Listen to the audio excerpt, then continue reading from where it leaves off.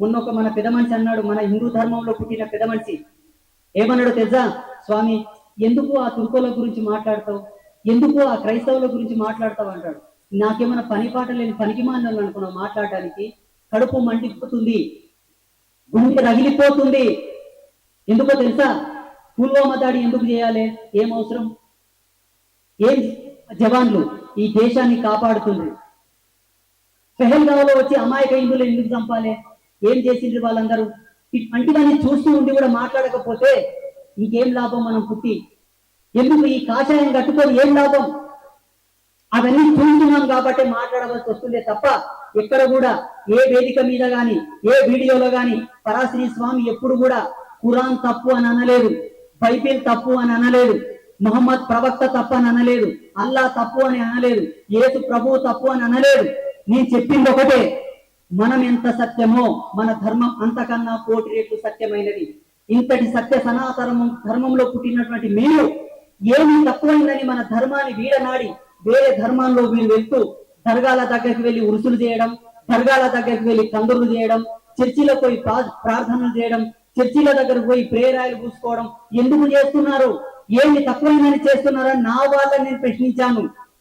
ఇంకొక అడుగు ముందుకేసి మీరు దర్గాల దగ్గరకు పోకండి, పీర్ల పండుగకు పోకండి, పీర్ల దగ్గర ఉరుసులు చేయకండి, దర్గాల దగ్గర కందులు చేయకండి, వాటికి మనకు సంబంధం లేదు అని నేను చెప్పానే తప్ప వాళ్ళని చేసుకోవద్దని నేను చెప్పలేదే.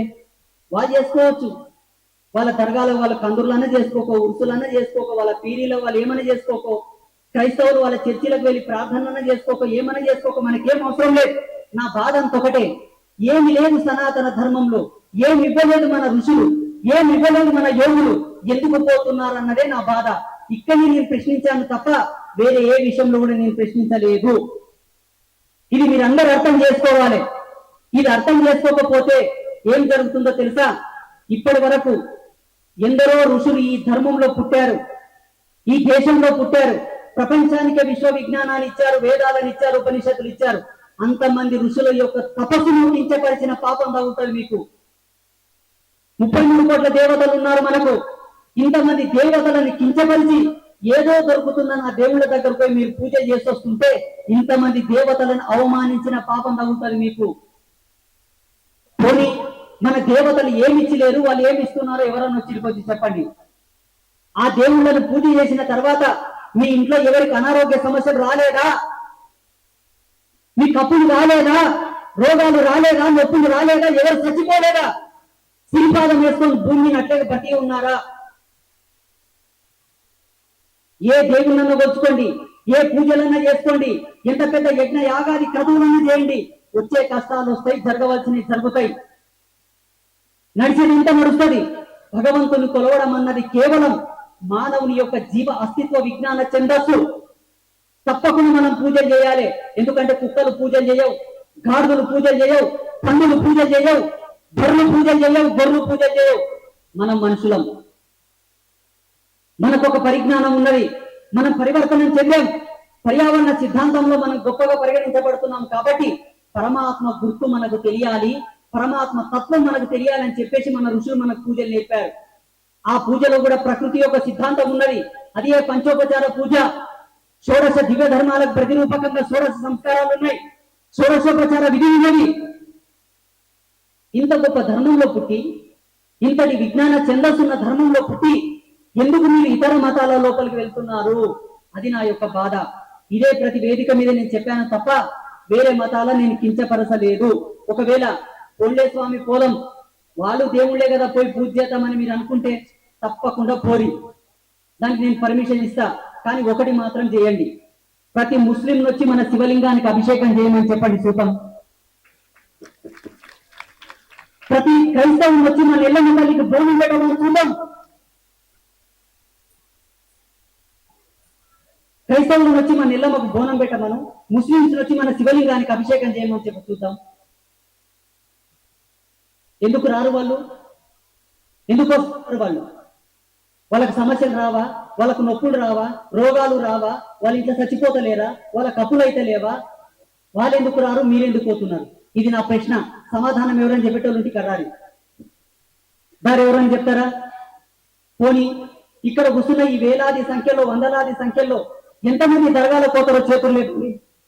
అబద్ధాలు చెప్పకండి, నాకు అంతా తెలుసు. చేతులు లేపండి. లేపరు కదా, లేపకుంటే పోతుంది. మీరు అందరు దొంగలే, అందరు దర్గాలో పోయేటోళ్ళే, అందరు తాయితలు కట్టించుకొచ్చుకున్న వాళ్ళే, అందరూ బూడిది మంత్రం తీసుకున్న వాళ్ళే. చూడండి, సనాతన ధర్మంలో తాయెత్ అంటే ఒక విజ్ఞాన పరిపూర్ణం. తాయెత్తు కట్టడంలో ఒక సైంటిఫికల్ మెథడ్ ఉన్నది. తాయెత్తు కట్టడం లోపల తంత్ర మంత్ర యంత్ర విజ్ఞాన సూత్రం ఉన్నది. అది మన ఋషులు కట్టారు, మన గురువులు కట్టారు. వేరే వాళ్ళు కట్టేటటువంటి తాయెత్తులో ఏమున్నదో నాకు తెలియదు, కానీ ఒకటి మాత్రం సత్యం.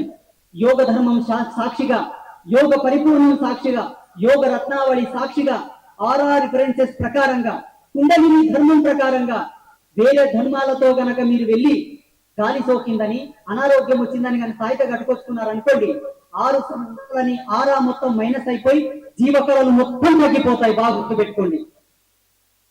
ఎందుకో తెలుసా? పుట్టినప్పటి నుంచే మన యొక్క పురుడు నుంచి మన సనాతన ధర్మం యొక్క కళలు మన మీద ఆవరణ చెందుతాయి.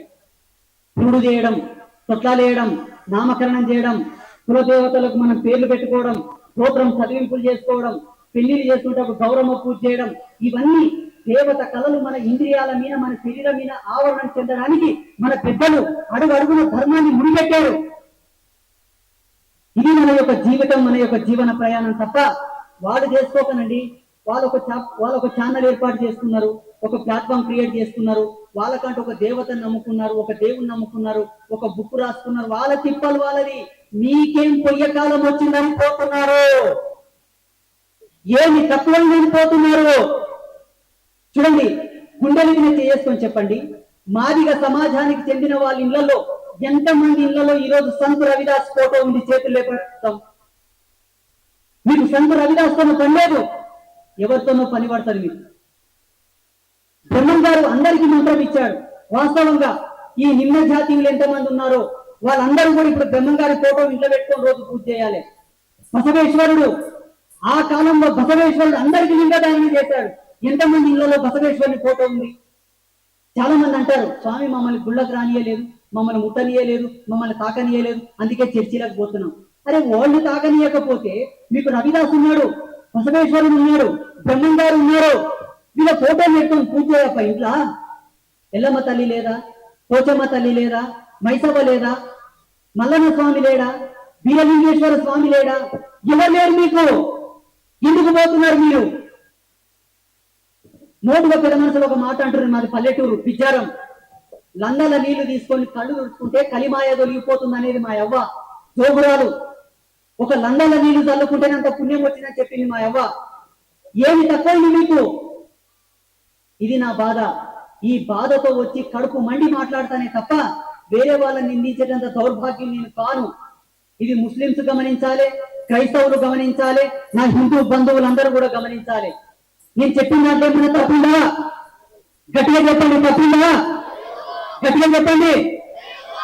ఒకవేళ స్వామి నీవెన్నని చెప్పు తప్పు చెప్తుండవు, బరాబర్ తప్పు చెప్తున్నావు అని మీరు అనుకుంటే, చూడండి, వాళ్ళు అనుకున్న విధంగానే ఈ దేశం అంతా మహమ్మదీయ దేశం కావాలని కొందరు అనుకుంటున్నారు, క్రైస్తవ దేశం కావాలని కొందరు అనుకుంటున్నారు. వాళ్ళ దుర్బుద్ధి. అది ఎన్నటికి జరగదు, జరగదు, జరగదు. ఈ దేశం ఎన్నాటికైనా సనాతనులదే. నీవు తలకిందులుగా 1000 ఏళ్ళు తపస్సు చేసిన భూమి, నక్షత్ర, సూర్య, గ్రహరాశి మండలాలు ఉన్నంత వరకు ఈ దేశం హిందువులదే, సనాతనులదే. ఈ దేశం ఎప్పటికైనా మాదే, అనాదిగా మాదే, అంతమయ్యేంత వరకు మాదే. కానీ ఒక్క మాట మీ అందరికీ, ఇక్కడ ఉండే వాళ్ళకందరికీ, ఈ వీడియో చూస్తున్న వాళ్ళందరికీ, వాళ్ళు అనుకున్నట్లు గనక ఈ దేశం మహమ్మదీయ దేశం అయితే ఒకే ఒక్కటి జరుగుతుంది. గాజులు లేని కాపురం మనం చూడాలి.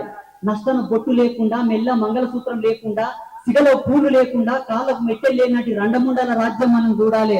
చూతమా? మాటలు చెప్పండి, చూతమా? ఇక్కడ పురుషులు వాళ్ళు అనుకున్నట్టు గనక రాజ్యం వస్తే అడుగుకు మొలతాడు లేకుండా, నష్టన బొట్టు లేకుండా, పచ్చని పందిట్లో పుస్తక భాగ్యపు జన్మలు మనం అవుతాయి. కావాలా? అందుకే మా యొక్క నినాదం, మన సంస్కృతి చాలా గొప్పది, మన సాంప్రదాయాలు చాలా గొప్పవి, మన ధర్మం చాలా గొప్పది. ప్రపంచ దేశాలలో ఒక వైరస్ ప్రవేశించింది, జాంబీ వైరస్. కావాలంటే యూట్యూబ్ ఓపెన్ చేసి చూడండి. భారతదేశానికి ఆ దుర్గతి పట్టదు, ఆ దుర్గతి పట్టదు, సనాతనంగా దుర్గతి రాదు. ఎందుకంటే మన వాళ్ళు పుట్టినప్పటి నుంచే మన జన్మను ఎన్ని విధాలుగా మలసాలో మలిచారు. రేపటి వారసత్వానికి మన శరీరం ఎంత పరిపూర్ణం కావాలో అది పుట్టినప్పటి నుంచి మన వాళ్ళు మనకు పెట్టారు. ప్రతి తంతు, ప్రతి సంస్కృతి, ప్రతి సాంప్రదాయం, ప్రతిది కూడా ఈ జన్మ పరిపూర్ణమై ప్రకృతి ధర్మంలో పుట్టేటటువంటి ఏ వైరస్, ఏ తెగులు కూడా ఈ జీవితానికి తగలకుండా ఏర్పాటు చేశారు మన వాళ్ళు. అందుకే రజస్వాలైతే కూడా ఆడపిల్లకు ఒక తంతుని ఏర్పాటు చేశారు. కాంతి అయితే కూడా స్త్రీకి ఒక తంతుని ఏర్పాటు చేశారు. ఇవన్నీ పిచ్చెకి పెట్టినవి కాదు. జీవధర్మ సిద్ధాంతం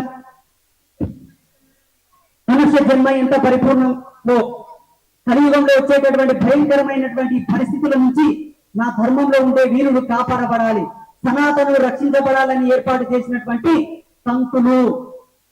వాటన్నిటిని కూడా పక్కన పెట్టాం మన వాళ్ళు, వాటన్నిటిని కూడా పక్కన పెట్టాం. ఈ మధ్యలో చాలా మంది మాటలు అంటారు, గాజులు వేసుకోవడం కూడా నామోష్ అయిపోయిందంట, బొట్టు పెట్టుకోవడం కూడా నామోష్ అయిపోయిందంట. చూడమ్మా, బొట్టు అంటే అలంకారం కాదు, గాజులు అంటే అలంకారం కాదు. బాగా గుర్తుపెట్టుకోండి. ఈనాడు ఇంత విచిత్రమైన రోగాలు రావడానికి కారణాలే తల్లులు. తండ్రి కాదు, తల్లులే కారణం. మీకు ఇచ్చినవి అలంకారం కాదు, భావి తరాలకు మీరు పట్టినటువంటి జీవధర్మమును ప్రసాదించడానికి ఇచ్చినటువంటి హక్కులు. ఇలా ఒక్కొక్క దాన్ని విప్పి చెప్పాలంటే ఎన్ని సంవత్సరాలైనా సరిపోదు, ఎన్ని రోజులైనా సరిపోదు. ఇటువంటి వేదికలు 100 వేదికలైనా సరిపోవు.